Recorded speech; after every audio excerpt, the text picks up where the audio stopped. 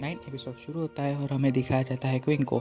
और सच में उसके पास से वो बुक के अंदर से स्टैम्प निकल जाता है, जो कि बहुत ही आश्चर्यजनक बात होती है। और फिर वो मन में सोचता है कि मुझे पहले ये ढूंढना पड़ेगा कि ये स्टैम्प कहाँ से, इसका ओरिजिन क्या है बोल के। और फिर हमें वो दिखाया जाता है, वो स्टैम्प को नीचे रख देता है और बोलता है कि चलो मैं पहले चेक कर लेता हूँ ये जो कंप्यूटर है वो वापस वो फैटी गाय को वापस करने से पहले। और फिर वो नेट पे सर्च करता है और हमें दिखाया जाता है, वो सर्च करता है अ stamp with an elephant pattern on it. और फिर वो क्लिक करता है और चेक करता है कंप्यूटर पे, और वो बोलता है ये तो बहुत ही वियर्ड बात है कि मुझे कुछ भी नहीं मिल रहा है इस चीज़ के बारे में। और फिर वो कोई तो भी हुआ stamp.com पे जाता है, जहाँ पे स्पेशल फोरम होता है, और वहाँ पे वो चेक करता है और बोलता है मे बी मैं यहाँ पे कुछ तो भी फाइंड कर सकता हूँ बोल के। और उसे एक ग्रेट ड्रैगन स्टैम्प के बारे में पता चलता है। और फिर वो बोलता है कि चलो मुझे मिल गया बोल के। और यहीं पे ये जो ग्रेट ड्रैगन स्टैम्प होता है वही होता है जो क्वीन के पास है बोल के। और फिर हमें दिखाया जाता है, वो बोलता है कि ग्रेट ड्रैगन स्टैम्प जो है वो क्वीन डायनेस्टी के यानी प्रतीक है बोल के। और इसमें जो है तो वहाँ पे एलिफेंट भी है बोले, और उसके अंदर 2 बैट भी है, और वो बहुत ही वहाँ पे कलरफुल क्लाउड्स भी है। और वो बोलता है कि नेक्स्ट सीन में कि जो बैट्स होते हैं और जो कि एलिफेंट और बैट्स एंड क्लाउड, ये जो तीनों साइन है वो तीनों साइन जो है वो एक गुड लक के साइन है बोल के। और फिर वो दिखाया जाता है, वो बोलता है कि चलो अच्छा हुआ बोल के, और बोलता है कि मुझे आज बहुत ही ज़्यादा रेयर थिंग मिल गई बोल के। और फिर वो बहुत ही ज़्यादा खुश होता है और बोलता है कि वैल्यूएबल बहुत ही ज़्यादा वैल्यूएबल गिनती है बोल के। और फिर हमें नेक्स्ट सीन में दिखाया जाता है कि वो बोलता है कि सबसे अच्छी बात यह है कि ये जो स्टैम्प है वो सिर्फ मुझे $8 में मिल गया बोल के, लेकिन मैं इसे बेच सकता हूँ $6 लाख के भी ऊपर में। और वो बहुत ज़्यादा खुश होता है और हंसने लगता है और बोलता है कि अगर ये सच हुआ तो मैं जो अपने फैमिली का जो ये है डेस्टिनी वो बदल सकता हूँ बोल के। और फिर वो बोलता है ये तो बहुत ही ज़्यादा प्रेशियस होगा तो मुझे इसे सेफ रखना चाहिए बोल के। तो वो पहले ड्रॉर खोलता है और उसके अंदर से एक प्लास्टिक बैग निकालता है, और चिमटे की मदद से उस स्टैम्प को प्लास्टिक बैग के अंदर रख देता है, और वो प्लास्टिक बैग को एक बुक के अंदर फोल्ड करके उसको बैग के अंदर रख देता है।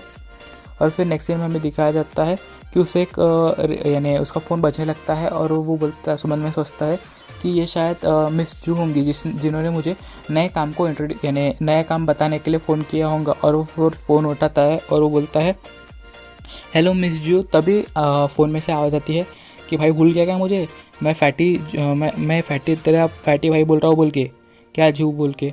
और फिर नेक्स्ट में दिखाया जाता है कि वो बोलता है कि मुझे लग रहा है कि ये जो मेरा फैटी दोस्त है तो वो शायद बहुत ज़्यादा रश में है और उसको कंप्यूटर की बहुत ज़्यादा गरज है अर्जेंटली, इसलिए तो उसने मुझे सुबह सुबह कॉल कर दिया बोल के। और वो अपना कंप्यूटर जो होता है उसके पास वो उठाता है, कंप्यूटर और स्क्रीन मॉनिटर और सीपीयू उठाता है और वो चलता है नीचे सीढ़ियाँ उतरता है और बोलता है फैटी ब्रो।